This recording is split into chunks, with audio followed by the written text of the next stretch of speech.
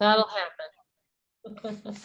That will happen. So, as you know, we do these series, and then you will, as registered attendees, we will send you the video and the PowerPoint slides, and then we also place it on our website. So if you ever want to refer back to this session or other sessions, you're more than welcome to get them. So we appreciate sharing all this information with you, and we're super excited to have Mark here today. So we're going to start with our sponsorship, our discussion of our sponsor for this event. So the iHeartMedia is our sponsor of the Talent Series for the fall. And iHeartMedia is proud to be a part of the Fort Collins business community and a sponsor of this session of the Talent Series.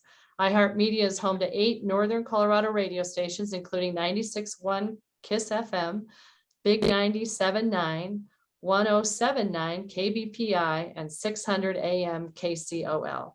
Along with digital media partnerships to help drive consumers to your local business through streaming, mobile display ads, podcasting, and much more. Thank you to iHeartMedia for their sponsorship. So Mark is a special talent in our community that a lot of people know about and a lot of us don't know about. So I'm super excited to share Mark with all the rest of you. Mark started his open door business in 2009 to help organizations define, reset, and/or totally change their culture. He also provides non-conventional people strategies tailored to organizations' cultures. His clients are businesses and not-for-profits ranging in size from startups to several hundred team members, mostly in the US. Prior to Open Door, he held several executive positions in the HR space, not realizing what he did wasn't conventional HR.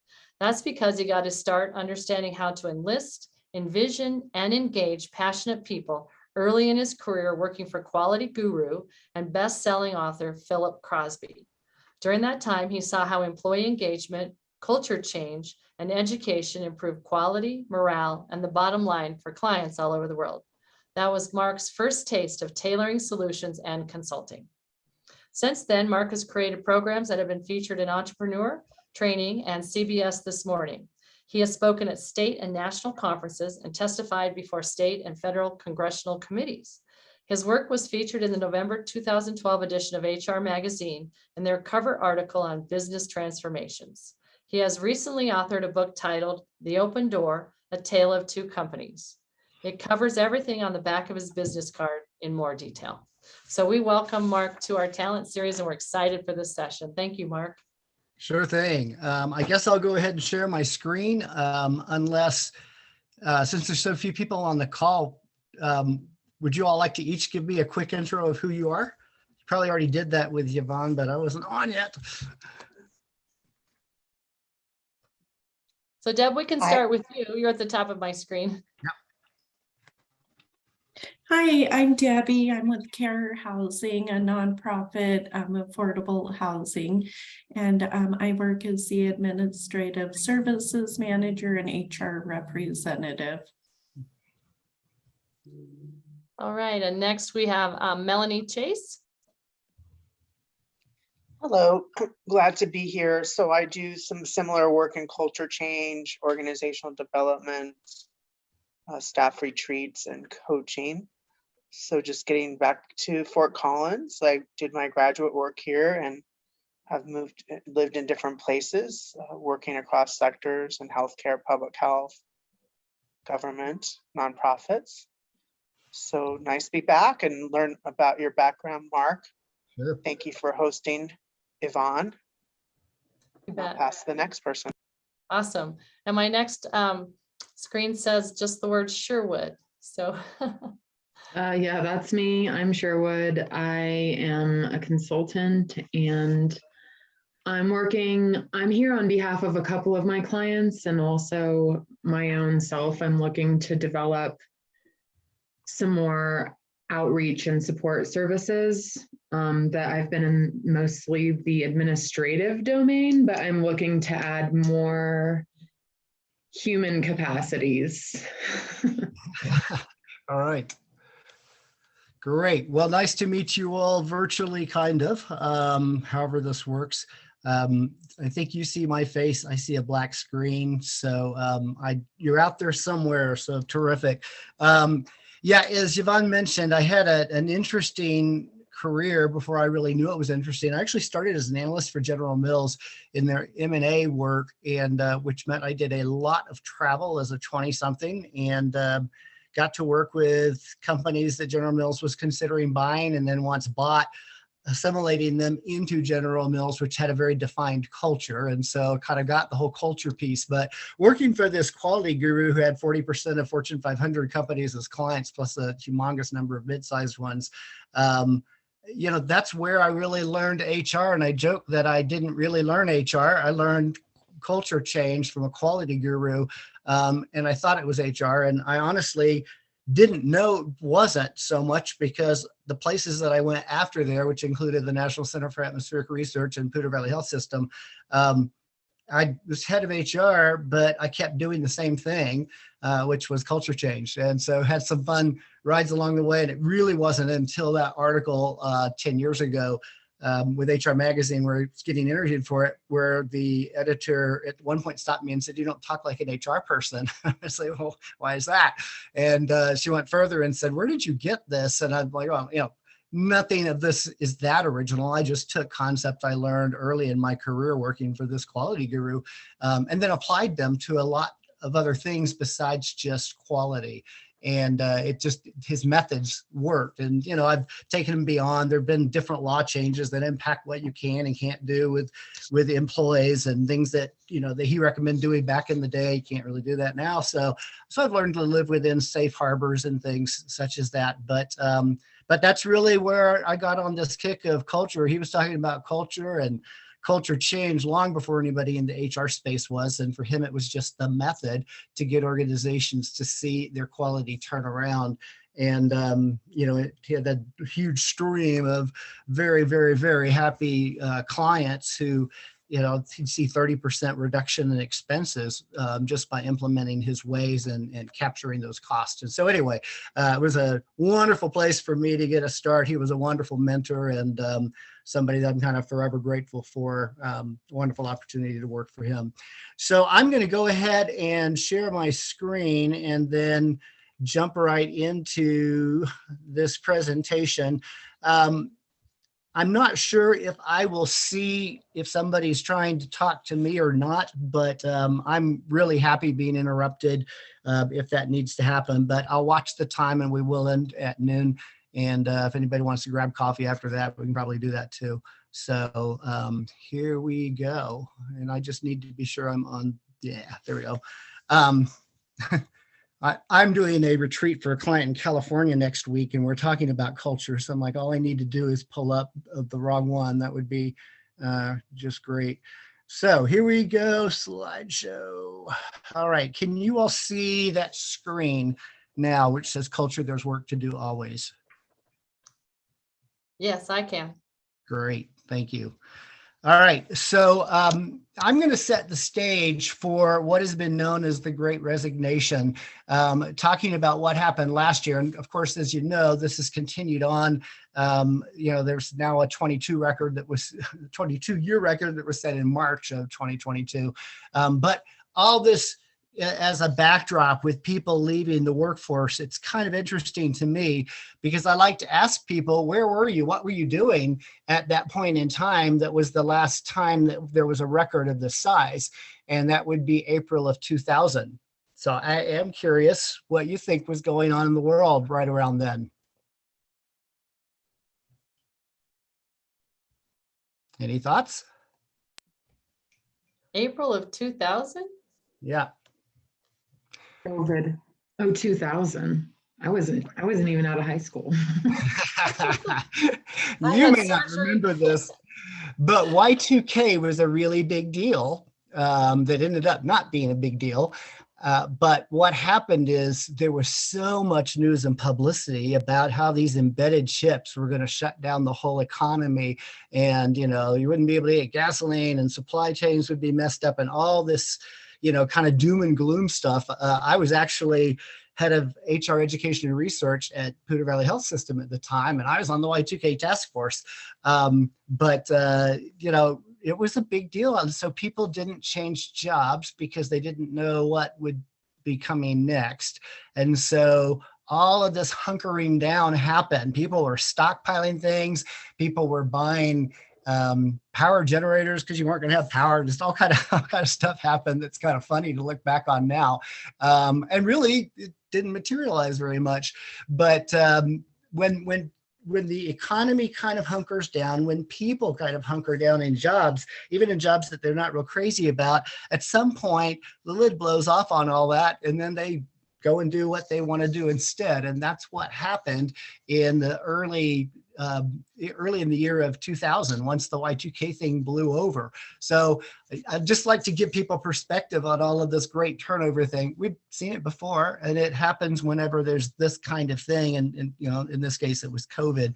So it's not that it's that new. The interesting thing, though, is when you study why people are really leaving, number one is culture. And that may not come as a surprise to you, but what happened was, you can see it on the screen, 3 people, MIT professor, a founder, and a CEO, actually categorized 1 million Glassdoor reviews to see if they could come up with themes. Now, those themes may not look at all like what people tell somebody on an exit interview when they leave. They may not be what they tell the boss when they give their resignation. This is what they put on Glassdoor if you boiled out all of those things.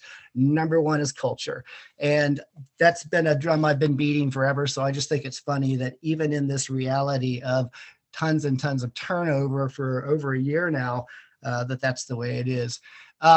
Couple interesting things. BBC did a survey, and in their situation, across the board, people said that they would actually take a pay cut in order to work for a company that aligns with their values. I've actually seen times where companies have gone through hard times where employees who really believed in the vision and got the mission and lived the values and wanted to see its success voluntarily took pay cuts in order to keep the company going, as opposed to going to work someplace where they might find more stability and they might make more money.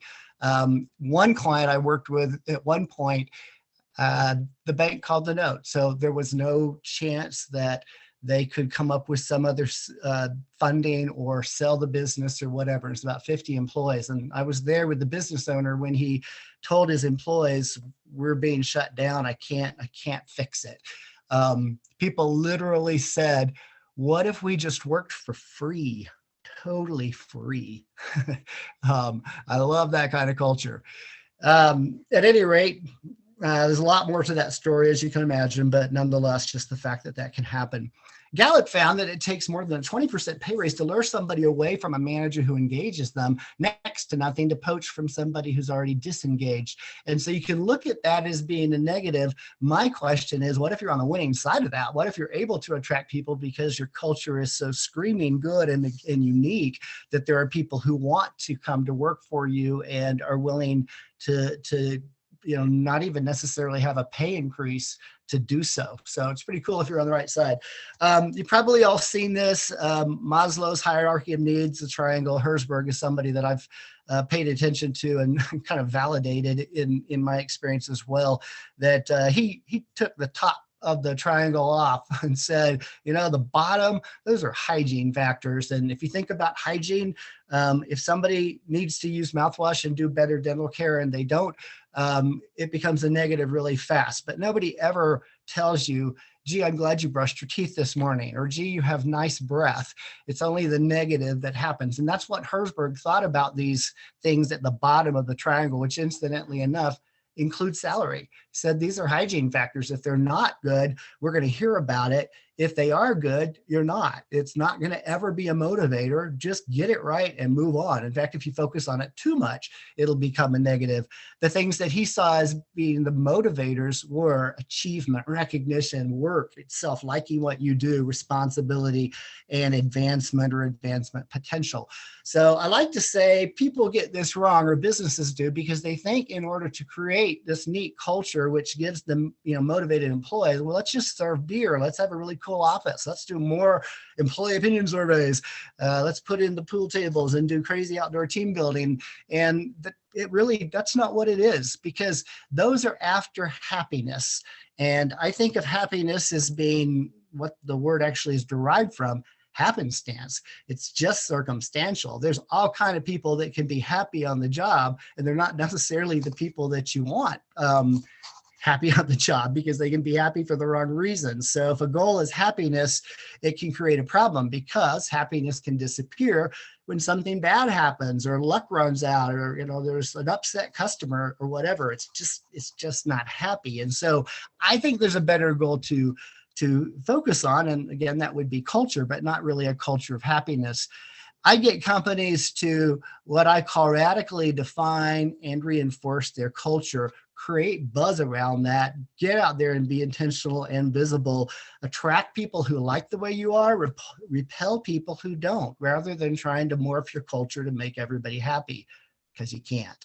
And then focus on growing people. So when I talk about culture, a lot of people think of some of these things, a hippie culture, a particular country culture, military culture, the arts, whatever. I'm curious if any of you know what the word culture actually comes from. Anybody? No. Nope. Okay. It originates from a French word that actually means to cultivate. And inherent in the word cultivate is work. And it's not only work at one time, it's continual work, and the work changes in seasons, and sometimes that may be harder than others. And so we might think of cultivating a backyard garden. We might think of cultivating friendships, cultivating donors. This is Colorado. We might think of cultivating weed. I didn't say that. But then beyond that, I think, well, cultivate what? If you were a tulip and you were planted in a pecan grove in Arizona, you would think that it was toxic because it's so dry and not pretty.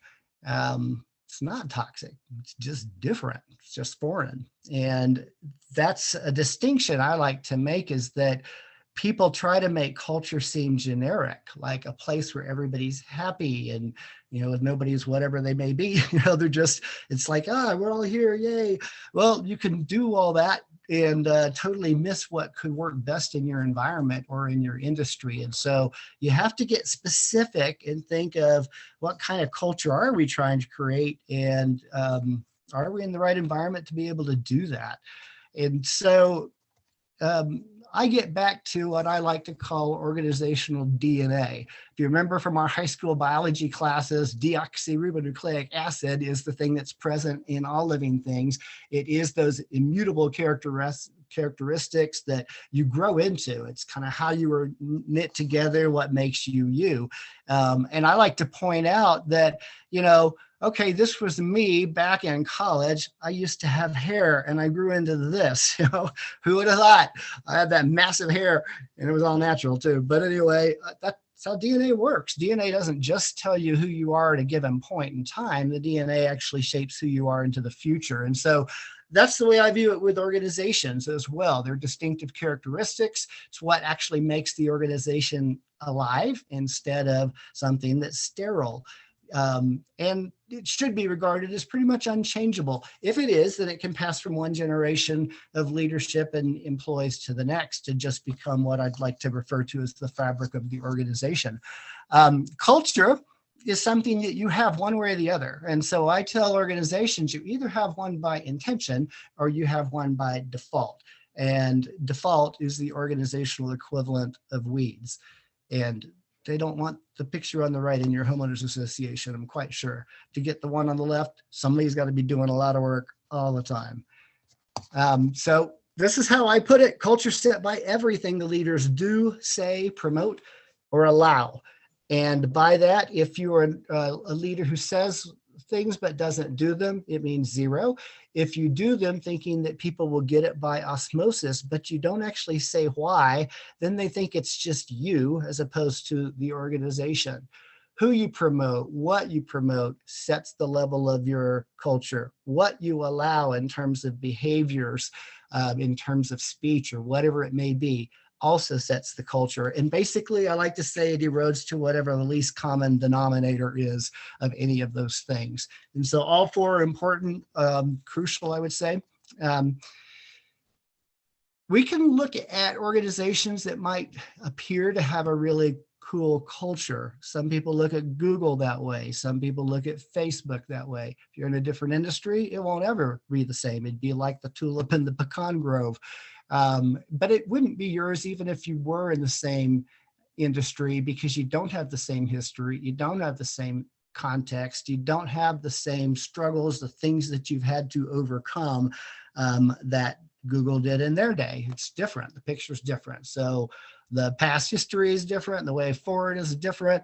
The route to get there is different. All of it's different. And so great ideas, but they won't be you. And if you just try to copy another company's culture, it's kind of like a takeoff band doing somebody else's hits. It might be good, but it'll always be compared to the other, and it won't ever be quite as good. So I like seeing companies get unique. So here's some conventional wisdom for you. Fill in the blank. Our people are our most important what?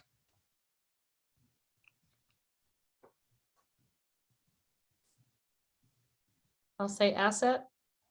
Ding, ding, ding, ding. Yeah. I work with the largest CPA firm in town, and one of my meetings with the partners, one of them said that, or people are our most important asset. I said, do me a favor, don't ever say that again. It kind of took him aback. But I said, your CPAs, what's an asset? And you can just see other partners like, oh gosh, yeah, duh. People aren't assets. Another one I get a kick out of is we strive to be the employer of, and the answer there is choice. The problem with that is, why would you want to be? Why would you want to be the place that everybody wants to work? Why wouldn't you want to be the kind of place that works or that attracts people who like the way that your particular operation is, and be really good at getting that message out there and attracting people like that. And I could use any attribute that you want in terms of values. I could have one organization that values very patient, methodical, and deliberate direction as they move ahead and doesn't like a lot of change. Well, if you hire somebody who loves change and who moves fast, they're going to feel like they're stuck in a time warp and the organization can't move, and the organization is going to feel like, oh my gosh, this person's reckless. Well, no, that person would actually fit better in an organization that makes decisions quickly, that loves change and moves forward. But if you hire a very patient, methodical person into the organization that moves fast, you're going to have an issue again. So a lot of things that we do, we just do because everybody else does them. We do generic things, and it doesn't really play to your organization's uniqueness. So really, the way you pay, the way you play, the way you recruit, evaluate, celebrate, all of those things need to look uniquely like your organization, and not just like something that you got out of a playbook of how a good employer should be. So if you recruit and then keep people who like the way it is and give people an emotional stake in it, enjoy it, then the best team members will be reluctant to leave. And I, again, would ask why do the best team members not want to leave a culture that is played to their organizational uniqueness?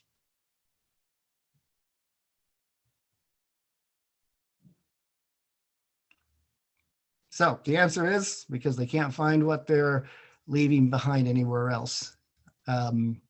Encompass Technologies in town's been a client of mine for about 10 years. In the last year or so, they've had 8 people, I believe, leave and turn around and come back. And that's exactly what I mean. If you've got the culture working really well, you get boomerangs. You get people who will stay because they know it's unique, it's great, there's no other place quite like it. There'll be people who leave and go, never mind, the grass wasn't greener, I want to come back home. And that's a good place to be.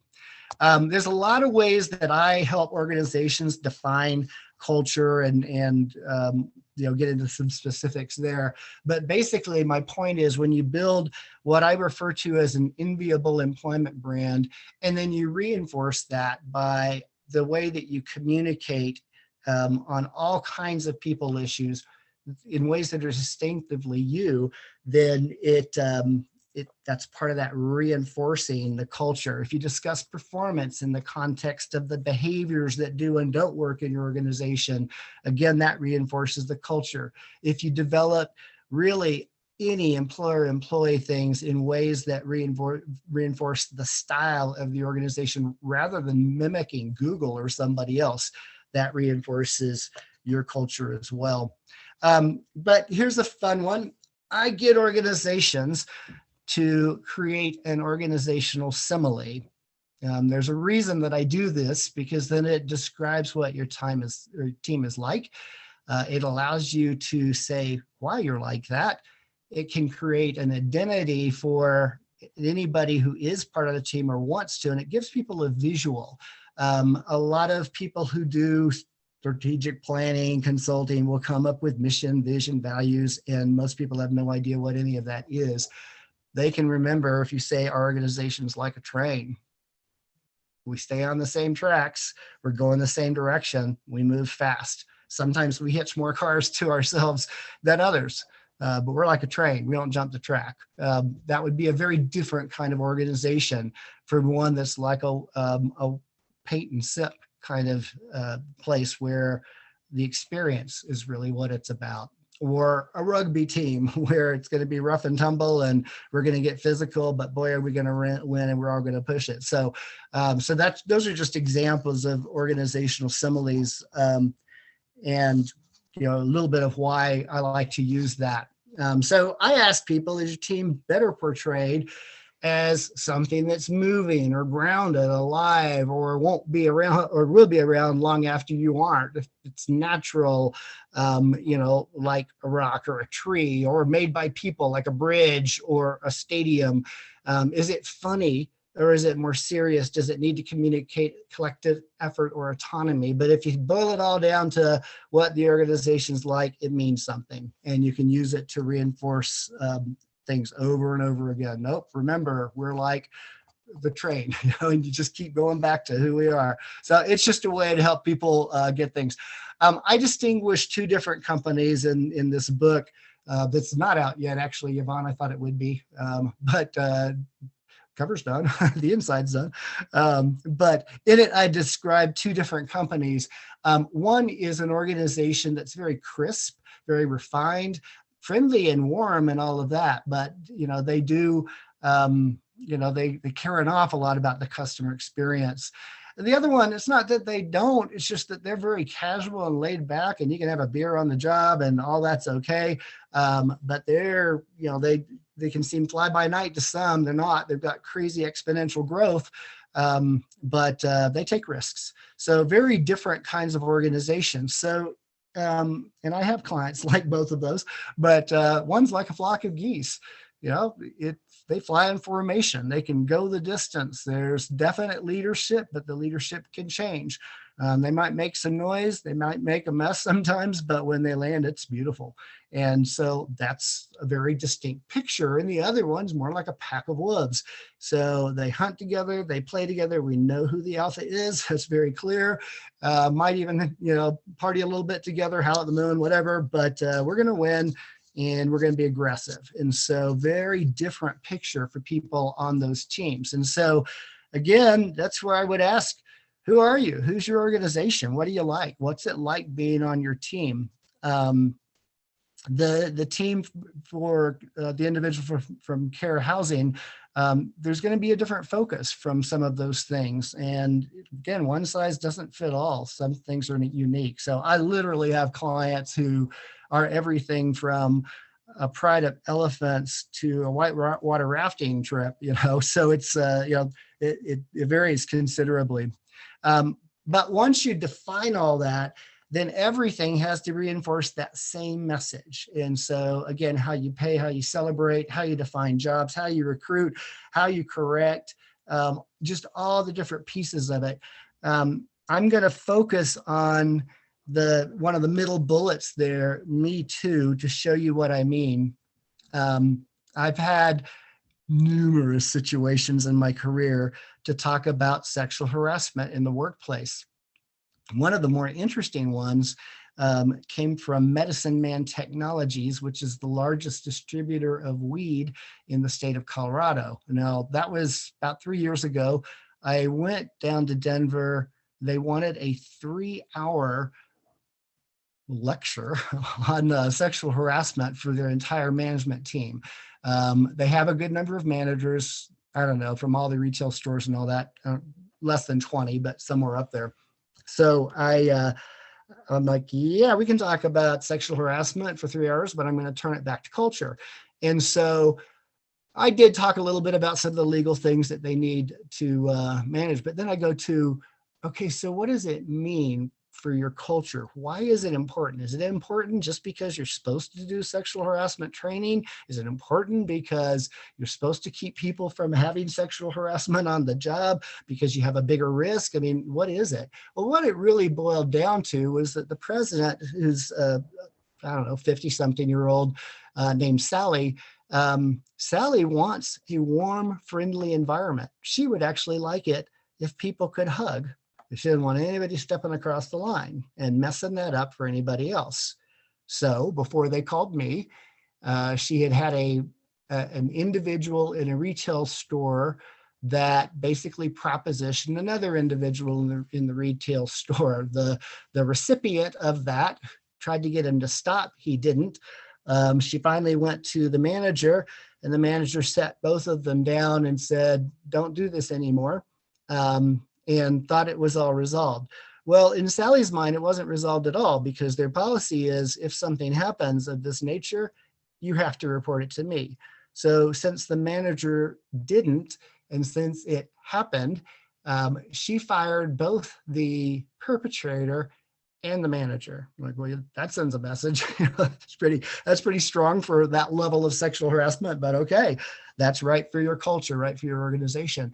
But then we went on talking about, why do we care? Why do we care about how people are treated, and that people are treated with dignity and respect? Heard a lot of wonderful things, by the way, and it changed my perception of that industry considerably. But it it's like, okay, yeah, you could just do the same old generic sexual harassment training, which the EEOC says doesn't work anyway. Or you can actually back up and say, yeah, there's all this that you need to be aware of.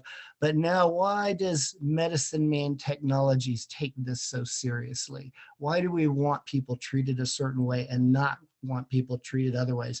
So it gave an opportunity to reinforce the culture of Medicine Man, rather than just trying to check off a box of, okay, we've done the training that we should do.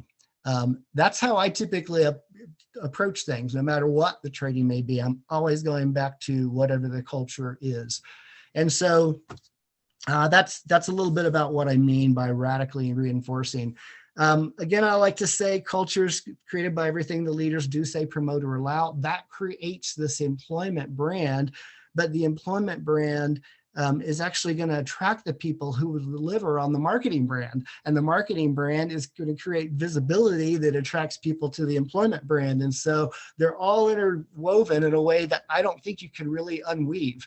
If you try to deal with a marketing brand issue without dealing with an employment brand issue, and without backing up to what the leaders do, say, promote, and allow, you're just kind of pulling threads.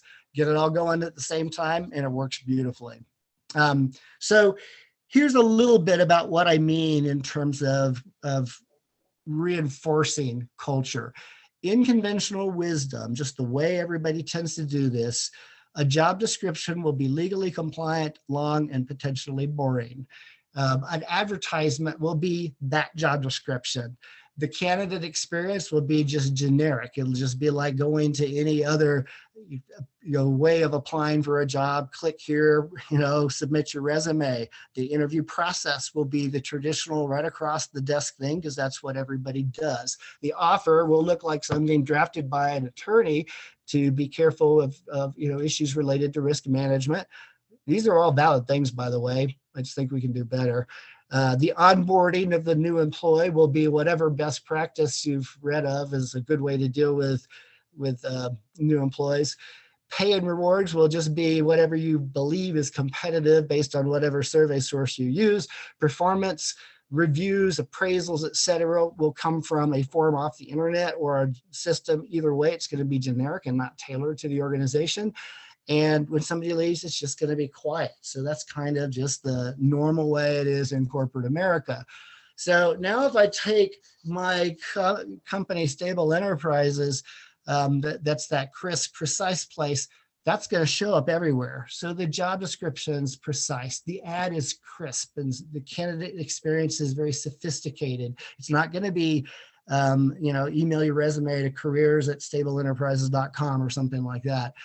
The interview process will be very welcoming, and it will be more of a team thing because that's who they are. The offer will be warm. It won't seem like a sterile thing. The onboarding will quickly establish mentoring relationships. The pay and rewards will really be more based on team rewards rather than individual things. Performance will be tailored to fit that. And when somebody leaves, it's going to be largely congratulatory. And they probably don't have terribly low turnover, but if they did, they want everybody to go off and succeed wherever that may be. So they're not going to hide it. They're not going to be quiet about the fact that they had some turnover. They're going to congratulate the person warmly because that's how they are. Flip that with my wolf pack, and their job description is going to be very bottom line. Their job ad's going to be kind of badass. Their candidate experience is going to be whatever the latest, greatest, coolest way of getting people to apply. Their interview process will probably be full of surprises because that's what it is like to work there. The offer will be very, very performance focused and make that very clear what we expect within the first 90 days, et cetera. Onboarding will be a celebration. It'll be kind of a party. You're part of the pack now. Yay. Pay and rewards will be very performance driven. Performance will be fast discussions and exits. They do a roast when somebody leaves and they call it, don't let the door hit you on the backside or something else. And, they just, again, they make it very clear you're part of the team or you're not, and it's okay. So all that to say, if your culture isn't cultivated, if you don't reinforce it, if you don't define those expectations from the start, several things happen. One, you grow weeds. That's just what your culture becomes. But besides that, new employees will feel like you oversold and underdelivered. I cringe all the times that I hear of that from individuals that I do career coaching with. Was just talking to a young man recently who said, yeah, well, the job they sold me isn't really what I got, and I'm not in the location I thought I was, and I'm not really doing what they originally told me. And I'm like, I'm sorry. It's just, that's kind of how it happens, unfortunately. I, on the other hand, would encourage clients to be blunt, to be dead level honest about this is what it's like, warts and all. Be sure people know what it's like to join your team, what's hard, what's invigorating, what's rewarding, what's motivating, what's really cool. But if you don't do all of those kind of things and you don't hire people who are passionate about your ways and doing what you do, then again, you get the organizational equivalent of weeds, and that's hard to deal with. The other thing to think of is kind of a DNA thing. And you've all seen the maturity curve, I'm sure, for companies and how they move through these stages of growth. The reality is when you're born and you're a little baby, you look like nothing like the grown-up you'll become. It doesn't mean you swap out your DNA or you change something. All you do is grow up. And so that's how it should look like for companies. The things that are the values of a company, you actually grow into them. You don't necessarily, may not be good at it when you're in startup mode and scrambling, but that's what you're growing into. And so you want that culture to grow and last and all of that, then you've got to be very intentional about dealing with any deviations from what you've said you want your culture to be. You got to get everybody to focus on the future. It's really hard to move forward when you're looking backwards or looking down at your feet. I like to get organizations to appoint an organizational historian, somebody who will kind of record things along the way. And, hey, this is what it was like in 2020 when we had to go totally remote and survive this pandemic and what we did to overcome it. Those stories of today become the history of the future. Value your values, make it that these are really important. We'll fall on our sword over them because we want to be this way, and make sure your team knows that. Celebrate what I would say your organizational uniqueness. Find things that you can point to go, wow, this is uniquely us. If you're in Compass Technologies, it's, well, this is why we're so different from any other software company you could go work for in the area or anywhere, honestly. And by the way, that uniqueness is so much more important today than it was prior to the pandemic, because now we're in a place where so many people can work remote from a company located anywhere. So it's not a matter of just saying you're the unique thing in Fort Collins. You got to really think about how unique you are anywhere and why it would be better to be on your team than working remote for a company based in San Francisco or whatever. And then you have to hire for fit. Don't ever ignore that. Don't hire people just based on skill.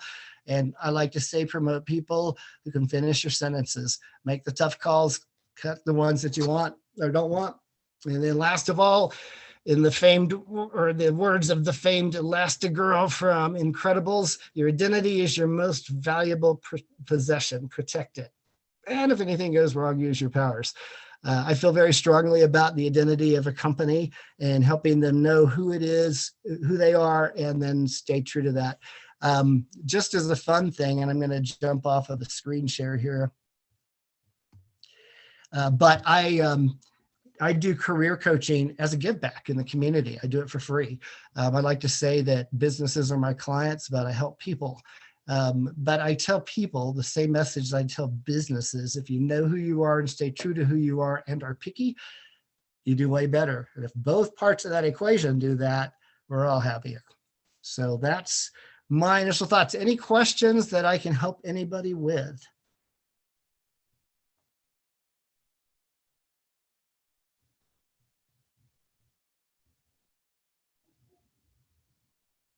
I did have one, Mark. I wondered if you could go, you had so much to cover and it was so helpful. Thank you. I wondered about the culture simile. Uh-huh. You kind of went through that a little bit quickly. So if you could maybe give an example of how someone's walked through that process, what that looks like. Yeah, it's just something that I work with a company on ultimately, but for instance, I have a company in town that their simile is a pride of elephants. Why? I'm not real sure why we landed on that, but it's important to them. They always had a mascot of an elephant in their office.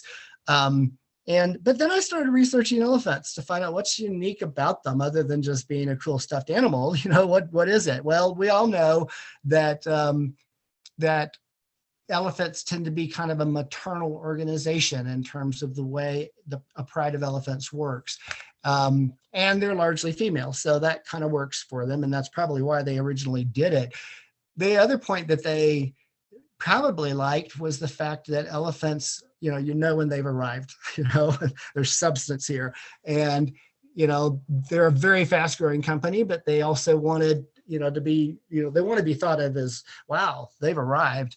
But as I researched it, I found some interesting things about elephants that I didn't know, and they work really well for them. Elephants, for instance, have pads on the bottom of their feet, and they can detect a thunderstorm from like 5 miles away. Unlike other animals that are running from it because of the noise and all that, elephants actually move towards it because they want the water. So that's the reason for the sensory things they got in their feet, I guess. But the fun part is like, yeah, other organizations may back up from a storm. We go right for it. I'm like, perfect. So anyway, they've used it, and you can use it over and over again just to remind people, remember, this is what we're like.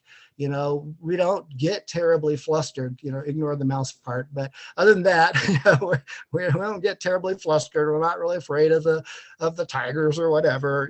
We're big, and we're going to keep moving forward. But yeah, we're going to go for the storms where it looks tough or scary for others. We're taking it straight on. Does that make sense?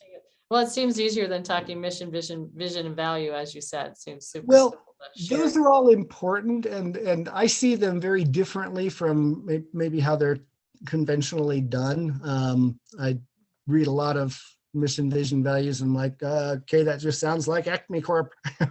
Doesn't sound like anything any different than anybody else. Oh, you value quality, good. You value customers, wonderful. So, so I take those all quite a bit further. But yeah, the simile is something people can readily get their head around. Great. Does anybody else have any questions or comments? I saw that Melanie put into the chat, great takeaways. Thank you, Mark. So that's very nice. So I wanted to grab something here. Yes, thank you so much, Mark. And is your contact information somewhere that It's we're on- able to reach out to you? Yeah, it's or- on the slides we'll be sending to you. Okay, perfect. Thank you. Yeah, so great. So I think we're finished for this session. I'm so grateful to have Mark. There were so many great slides. I can't wait to get the slides in my hand too and share some of those thoughts. So appreciate you all being on the call today. I did want to remind you that our next session is next week, Tuesday from 8:30 to 9:30. And we have really two great speakers. We have Grace Wright from CSU from the she's an MBA instructor and she's within the School of College of Business. And she's going to speak about environmental social governance, sustainability initiatives, and things around your business and what the requirements are and the things around ESG. And then we have Shelley Polanski from the Better Business Bureau, who they have actually come up with a way to evaluate a business to see if they meet ESG goals. And it's a new product that they have at the BBB. So it seemed really important to marry those together. So 8:30 to 9:30 and then 9:30 to 10 next Tuesday. So as you know, since you registered for this one, you know you can register on the Chamber website. And our last thing is to thank our iHeartMedia for sponsoring this fall talent series for this fall season. So thank you all for joining us. Thank you, Mark. We really all learned a lot and got some wonderful information from you. And I hope you all have a wonderful rest of your day. Thanks. Thank you. Thank you. Thank you.